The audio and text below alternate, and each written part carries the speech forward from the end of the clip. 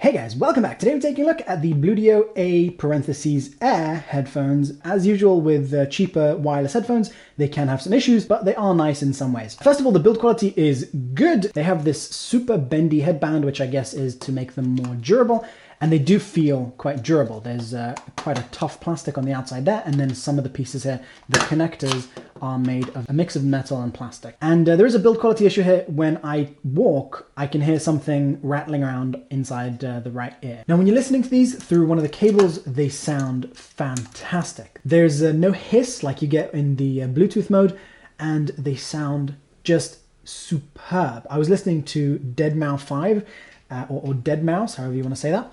And even though normally I'd want to hear that with bass, like I'm used to with my bassy headphones, this actually sounded superb. Just sounds great. But in Bluetooth mode, wireless, not so much. They give you a few different kinds of cables, TRRS to TRS. Now these on here have a mechanical volume control, which I think is a very nice addition. This cable has a button, will normally pause or play the music, and I guess if you have a phone call, that could also be used to answer it. Now this also comes with a little extension cable and allows you to plug this into a computer that has separate connections for the microphone and the headphones. And then you have your standard phone charger cable, a noodle about a meter long. And then you have another cable here, which is TRS to TRS. And this is for going from your headphones to a device that doesn't accept TRRS, like this.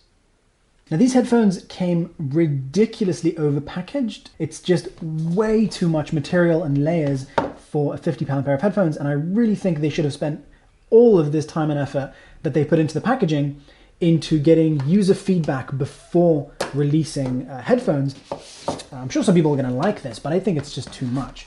A nice manual here. I didn't check to see whether this was understandable. And then it had this. Now I think some people would like that it came with, you know, some nice accessories. I think most people would prefer to just save a little bit of money and just get the headphones. It's a fairly nice sort of semi-hard case. I have never even considered keeping a £50 pair of headphones in a case. It's not that £50 is nothing, it's just that you want to have them on your head, and then if you have a bag, a backpack or anything, you put them in the backpack. In my opinion, they're fine. You don't need to carry a whole thing like this. Then it's got a really nice little pouch here, which this I actually like. And the case does hold both of those things nicely. The headband is pretty soft and comfortable, so are the ear pads. Now, even though these are supposed to be over-ear headphones, my ear is just about squeezed in there. So they're sort of over-ear. Like this piece touches my ear and presses a tiny bit, and this piece touches my ear and presses a tiny bit. So I've definitely used worse, but these are not particularly comfortable. Now the controls here, they're a little bit weird. Sometimes they don't seem to work all that well. Press to change volume, and then you long press to skip track. I don't particularly like that the buttons are quite noisy. Not the best. I'd say you're better off just controlling it from the phone. Connecting this to your phone or laptop or whatever is pretty easy. You just hold down the button. Most headphones just make a little beep or something or flash the lights. But here we have a lady that talks every time you do anything. Not connected. Now I'm sure you're wondering what she's saying there, and I am too. So yeah, this lady talks all the time. She talks quite loudly, and there's no way to turn her down, which I find a little bit annoying. There's no separate volume control between the headphones and the device that you're connected to. So if you change the volume on here, it's going to change the volume on there, and vice versa. I mean, it's just one volume split between both of them. And that means that, first of all, it's a little bit annoying. You don't have as many steps and variations as you'd normally have with different devices, and it's just a little bit strange that you can't normally get to the volume that you want. And also, a lot of the time you might find that the minimum is too high or the maximum is too low. Here what I found is that the maximum is dangerously high and the minimum is not minimum. It's sort of like medium on most headphones. So definitely overall too high when connected to some devices. They are like a little Bluetooth speaker. So my microphone is where my head is, over here. And you can hear these like,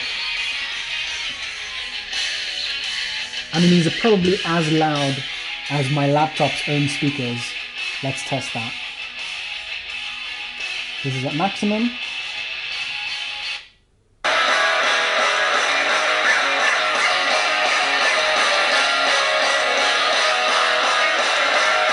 So these, they're almost as loud as my MacBook speakers. I would consider that dangerous levels of volume. I don't think that's a good thing that I would want to put on my ears if I accidentally have the volume too loud. And these are not too loud when connected via a cable. They go from low to high, just like normal headphones do. Another issue is that when you change volume, these things make these little clicky sound things. Here's what that sounds like. Not very nice. They have a hiss. Now the hiss turns on and off, which I'm not sure if that makes it worse or not. So that means that whenever you're doing stuff on the machine, you're constantly hearing this hiss turn on and off. And when you play music, when the music is quiet, you're going to hear that hiss in the background. And it is the worst hiss that I've heard from anything. So my conclusion is that these could have been really good, but there's just too many issues. They really need to give it to some users to test and give feedback, and then listen to that feedback and change it. Check out my review of the Psych ZX. They are half the price of the Bluedio and about 20 million times better. Check out my review of the Sony XB950BT, which is just so good. Still the best I've tried. Costs more, but worth every penny. So thanks for watching, guys. If you want to support this channel, then you can have a look at these on Amazon down below. If you really still want to get these, there'll be links down below.